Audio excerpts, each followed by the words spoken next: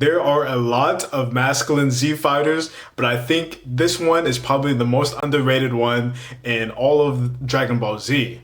And in today's video, I'm going to be talking about Future Gohan and why he's probably one of the most masculine Z fighters in Dragon Ball Z history. So I've already went over one of the Z fighters, Vegeta, and why he's peak masculinity, but I wanted to go over why Future Gohan is peak masculinity. If you guys haven't watched Dragon Ball Z, or if you didn't watch the Future arc, and I'm pretty sure the Future arc was a movie back in the days, in the early 2000s, there was a movie about what happened in the future with Trunks and Gohan, and it's brutal. I gotta say, that movie was freaking brutal. I think it's probably one of the most brutal arcs of Dragon Ball Z that there was. It's not technically an arc, it's a movie, but I think that's probably one of the most brutal movies that Dragon Ball Z has ever done. And the reason why I'm saying that is because Future Gohan and Trunks and basically all the other Z fighters basically get executed by the androids. Because as we know, in the future, Goku died of a heart virus, and then after that, nobody could really take a stand to the androids because Vegeta became a Super Saiyan, but the androids were above Super Saiyan level at that time. So everybody got demolished. It became an apocalyptic world, and then the only Z fighters that were left were Future Gohan and Trunks. And there are a couple of reasons why I say Future Gohan is peak masculinity. And he sacrificed a lot to basically go ahead and nurture the new generation of, which was Trunks at the time, because he's the only Z fighter left. He sacrificed his arm and his life for Trunks to go ahead and eventually beat the androids. So Trunks and Future Gohan went ahead and encountered the androids one time, and then they got into a big scuffle, and Gohan was trying to protect Trunks and lost his arm as a result of that. In the movie, he lost his life to the androids because he wanted to go ahead and give it one last try to see if he could actually defeat the androids. Even though he knew he wasn't on their level, he wanted to go ahead and give it his last hurrah. You know, put his life on the line and see if he could protect Trunks by doing it, which we knew at the time that he knocked out Trunks, so he wouldn't be able to fight. He didn't want to put Trunks in danger, so he knocked him out like Vegeta did, Majin Vegeta did to Trunks in the future.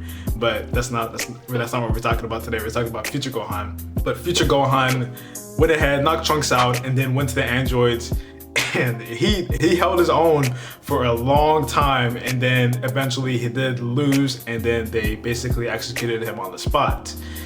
What I mean by all that is that he sacrificed himself for Trunks, and he wanted to protect Trunks and, you know, test his might and test his strength to see if he could actually bring an end to the apocalyptic world. But of course, you know, just being a Super Saiyan 1 wasn't enough to go ahead and beat the androids.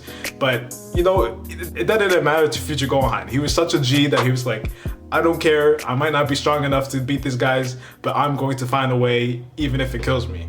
So that's why I think Future Gohan is probably one of the most masculine characters in Dragon Ball Z. Another reason why I think he's a masculine character is because even though all of those deaths, even though the androids basically turned Dragon Ball Z into an apocalyptic world, he never lost hope.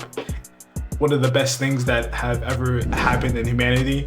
Whenever there's hope, there's always a way, and Gohan always had that hope that, you know, him or Trunks would be able to go ahead and defeat the androids because, you know, they're Saiyans. They believe that, you know, if I keep on getting beat up and I survive, I'm going to be able to go ahead and beat them eventually. And that's what Future Gohan did. He was like, hey, I'm gonna die trying, but I'm not gonna give up. I'm going to go ahead and see what they're about, and I'm going to overcome my limitations and surpass to even further limits. That's something that's very admirable about Future Gohan, is that he never really gave up hope. He never gave up, and he always wanted to keep on seeing if he could surpass his limits against when he was fighting those androids. You know, he wasn't strong enough. He wasn't quick enough, you know, he wasn't as strong as his dad. He didn't care. He basically surpassed all the deaths that he had to take, which would probably be soul crushing for anybody else in this position. He lost his dad, he lost all of his family, he lost all of his friends, only Trunks was alive, and basically civilization had stopped at that point. It was just androids and Trunks and Gohan. So I would say that he has an admirable spirit and that he never gave up in that scenario. And then the third reason is a really good mentor to Trunks. I would say Future Trunks is probably a little bit better than present Trunks, because I do think that present Trunks has, you know, Vegeta present in his life. Future Trunks never had Vegeta present in his life, so he never had a father. But Future Trunks basically sees Future Gohan as his father figure, because Future Gohan was the person that allowed him to develop as a Super Saiyan, and then allowed him to go into the future and basically come back and defeat the androids.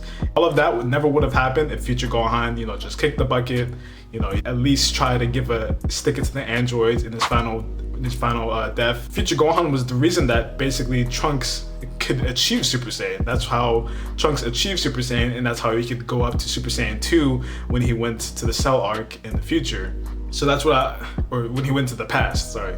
There's a lot of future past when Trunks went back to the past. Future Gohan was a good mentor. I would say, you know, he did train Trunks how to fight a little bit, but mostly it was about him, you know, passing the torch on to Future Trunks to go ahead and save the world and go ahead and put the androids out of their misery, and which he did. He came back and destroyed the androids. It was no problem after he went back, trained with his father, trained with the Z Fighters, and figured out that there was more than just Super Saiyan, that he could push his limits beyond, even though Gohan couldn't see that. Yeah, but that's why I think Future Gohan is probably one of the most masculine Z Fighters. It's just because he never gave up. He was against all odds. It was like 100 to 1 for Future Gohan to ever win against the androids. He had one arm. You know, he never achieved any forms past Super Saiyan 1, but he still stood in there like a G and did what he was supposed to do as a Z Fighter. Him teaching Trunks and him being able to push Trunks past that grief point to allow Future Trunks to be able to attain Super Saiyan 1, and then allow him to basically survive the androids, you know, apocalyptic hunt, and then go into the past to train and be able to defeat the androids in the future. So yeah, that's what I think. I think Future Gohan is probably one of the best masculine role models for Dragon Ball Z. What do you guys think? Do you guys think Future Gohan, if there's anybody else in Z Fighters that you would like to see, who do you think is more masculine than Future Gohan? Put it in the comments below. Give it a like if you guys liked it. Subscribe to the channel if you guys want more content like this, and I'll see you guys in the next one. Peace.